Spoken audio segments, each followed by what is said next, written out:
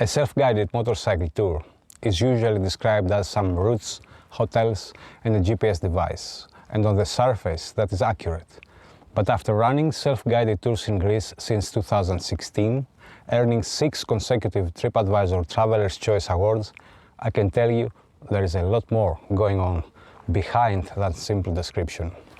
I'm John from MotoGreece, and in this video I'm going to walk you through exactly how we build our self-guided tours. Not to sell you anything, but because I think understanding the process helps explain why some tours work better than others once you are actually on the road. This is the stuff that doesn't fit in a brochure. The biggest difference in how we approach tour design is this. We start with the roads, not the destinations. That may sound backwards. Most people think you pick famous places and then connect them. But that creates a fundamental problem for motorcycle touring. You see, a memorable riding day is not defined by how many cultural sites of Greece or beaches you pass.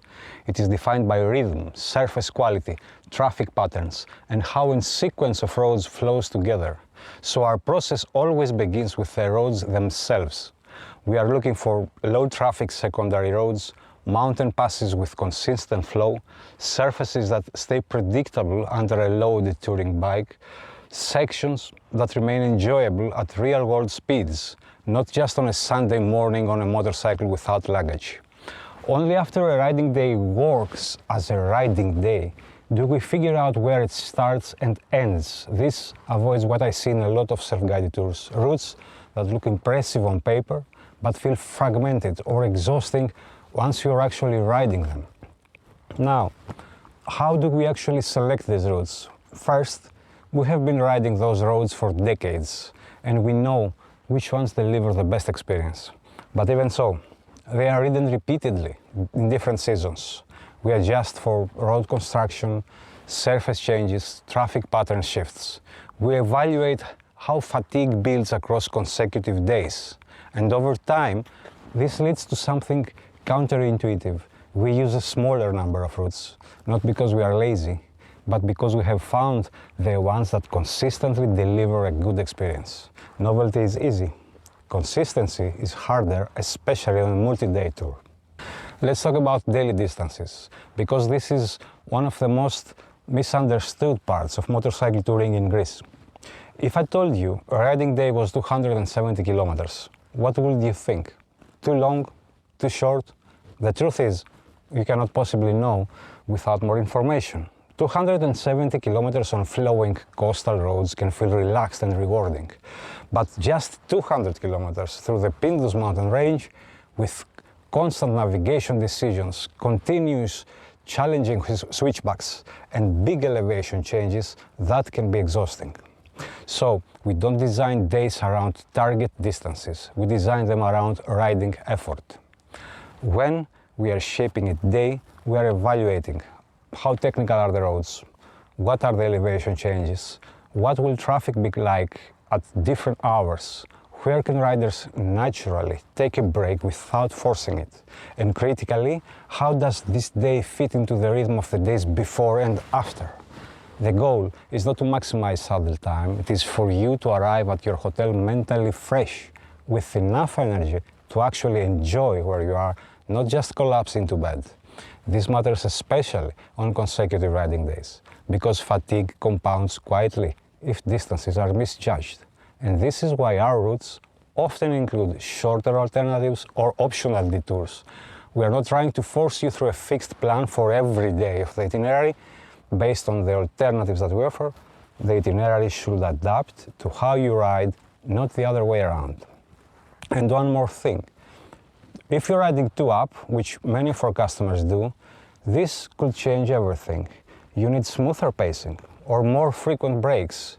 We test our routes with that reality in mind. Accommodation in a motorcycle tour is not just about comfort.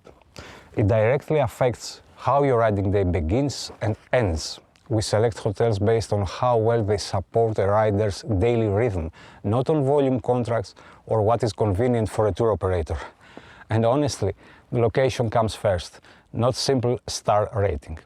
We prioritize towns or villages that sit naturally at the end of a good riding day. It is important, of a good riding day. And then we look for details, places where you can park, unload and relax, access to cafes, restaurants or the character of the area. That matters more than whether a hotel has a pool or a lobby bar. We also work with a fixed set of hotels per destination. These are not random bookings. They are places we know personally, that we use repeatedly, season after season. And if a hotel stops meeting our standards, management changes, maintenance issues, declining service, then we remove it. We are also looking at practical details that rarely show up in brochures. Is motorcycle parking secure? Easy luggage handling? Staff who understand touring schedules. These details are invisible until they are missing, but they do influence how rested you feel the next morning. In a self-guided tour, navigation shapes everything, and I want to be clear about how we approach this. Our GPS routes and guidebooks are not created once and then left alone. They are living documents, refined continuously through real-world use. Every route is built for one purpose, to let you focus on riding, not decision-making. We design them to follow the intended road sequence precisely, avoid unnecessary prompts, reduce complex intersections, and importantly, align with how riders naturally pace a day. And alongside the GPS, we provide this, a detailed guidebook for each tour. Its job is not to repeat turn-by-turn directions, it exists to give you context before the day begins. What kind of roads to expect, where flexibility exists and where it doesn't. Practical notes that are hard to communicate through a screen alone. These routes evolve based on rider feedback, and after each tour, road condition changes, seasonal traffic patterns, anything that affects flow or safety. Small adjustments matter. Removing one frustrating junction or rerouting a short problematic section could noticeably improve a day, especially if you're riding two up or when you're carrying luggage. Public route libraries and generic planners are useful tools, but they cannot replace repeated testing over multiple seasons, understanding how fatigue builds across days, and seeing how riders actually experience a route versus how it looks on a map. What works for a Sunday ride doesn't always work on day 6 of a 10-day tour, and that is where preparation, decades of experience of those roads, and local knowledge make the real difference. No self-guided tour is perfect the first time it is run. Road conditions change, traffic evolves, riders experience routes differently based on weather and season. So we treat every completed tour as a source of information. Post-tour feedback is not just collected for testimonials, it is used to refine the tours themselves. Input from riders may affect daily distance adjustments, start and end points, optional detours, which hotels we keep or replace, notes we add to routes and guidebooks.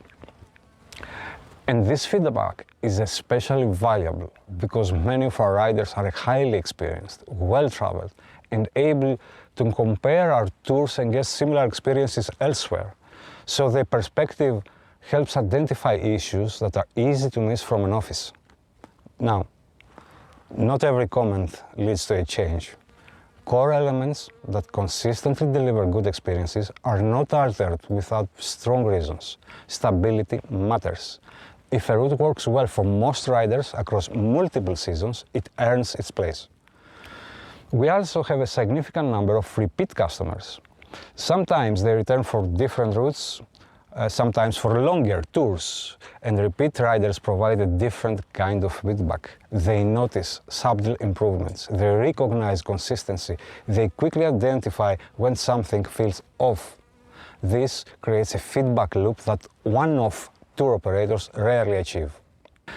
I want to be clear about who these tours are designed for and who they are not for. MotoGreece self-guided tours are built for riders who value riding quality over ticking off landmarks, prefer calm, well-structured days over packed itineraries, and appreciate preparation that stays in the background.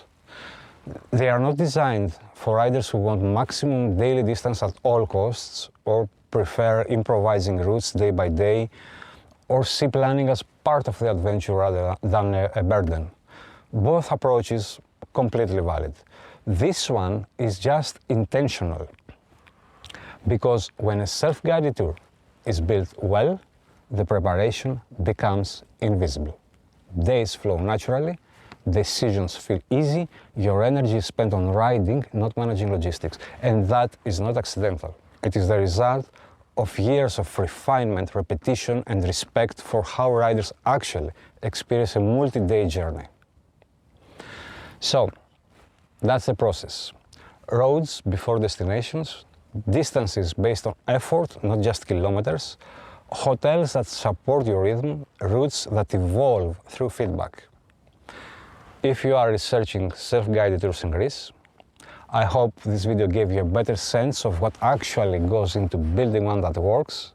We offer tours from 3 days to 19 days, all across mainland Greece. If you want to learn more, links are in the description below. And if you found this useful, consider subscribing. I will be sharing more content about motorcycle touring in Greece, what to expect, how to prepare, the whole process. Thanks for watching. See you on the road.